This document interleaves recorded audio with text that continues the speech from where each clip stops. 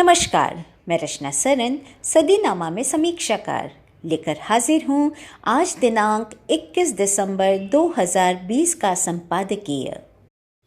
पड़ोसी देश नेपाल में चल रही आंतरिक सरगर्मियों पर भारत और चीन दोनों की ही नज़रें टिकी हुई हैं।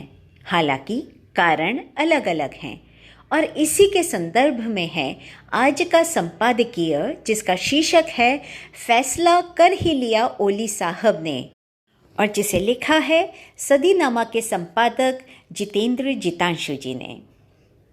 पड़ोसी देश के प्रधानमंत्री आदरणीय केपी शर्मा ओली ने संवैधानिक विद्रोह की आशंकाओं को दरकिनार करते हुए नेपाली संसद को भंग करने की सलाह दे दी। नेपाल की राष्ट्रपति विद्या भंडारी ने इसकी घोषणा नए चुनाव की घोषणा के साथ कर दी। नए चुनाव मई 2021 में होंगे।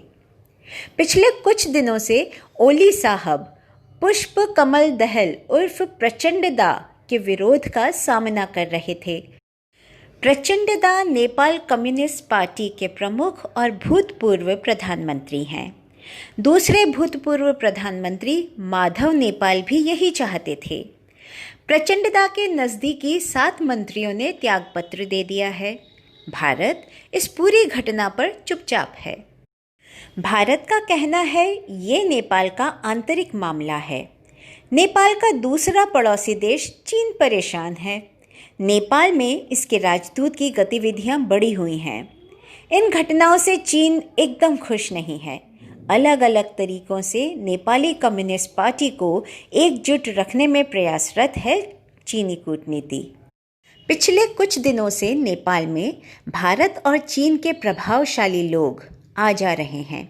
पिछले महीने की 4 तारीख को भारत के थल सेना प्रमुख जनरल नरवणे नेपाल गए थे, तो 29 नवंबर को चीन के राष्ट्रीय सुरक्षा मंत्री जनरल वी फेंगे काठमांडू पहुंच गए और उन्होंने नेपाल को कहा कि चीन नेपाल की स्वाधीनता, संप्रभुता और ज़मीनी मामलों में सहायता करेगा। ये तो चीन के प्रयास हैं कि वो किसी भी कीमत पर भारत के साथ नेपाल के संबंध अच्छे न रहने दे। पिछले कुछ दिन पहले नेपाल में राजशाही वापस लाने के लिए लगातार आंदोलन हो रहे थे। इसके लिए ओली साहब ने सुरक्षा बलों को सतर्क रखा। नेपाल का 2015 का संविधान संसद को भंग करने का प्रावधान नहीं रखता। हो सकता है कि नेपाल का उच्च न्यायालय संसद को फिर से बहाल कर दे। साल भर से तमाम घटनाएं हुई हैं जिनसे सबकी नज़र भारत नेपाल संबंधों पर है। सांस्कृतिक और ऐतिहासिक रूप से नेपाल भारत के बहुत नज़दीक है। सिर्फ विचारधारा का सहारा लेकर चीन नेपाल को अपने साथ रखना चाहता है। नेपाल चीन के लिए बड़ा बाजार है और भारत का अच्छा पड़ोसी देश। नेपाल की राजनीति में पुष्प कमल दहल, माधव कुमार नेपाल और झालानाथ खनाल ओली साहब का त्यागपत्र मांग रहे थे।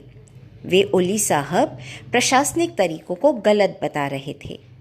पिछले साल धारा 370 को हटाने के बाद भारत ने नया नक्शा जारी किया जिसमें काला पानी भारत में है।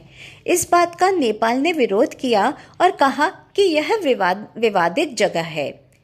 मई 2020 में भारत के रक्षा मंत्री ने धाराचुला लिपुलेख सड़क का उद्घाटन किया जो मानसरोवर यात्रा के लिए है। नेपाली संसद का भंग होना अगर स्थगित होता है तो भी ओली साहब को कोई खतरा नहीं है, क्योंकि ओली साहब के समर्थक ज़्यादा हैं और लेखराज भाटा, उद्योग मंत्री और गृह मंत्री राम बहादुर थापा ने भी त्यागपत्र नहीं दिया है। आमीन। जितेंद्र जितांशु, 21 दिसंबर 2020।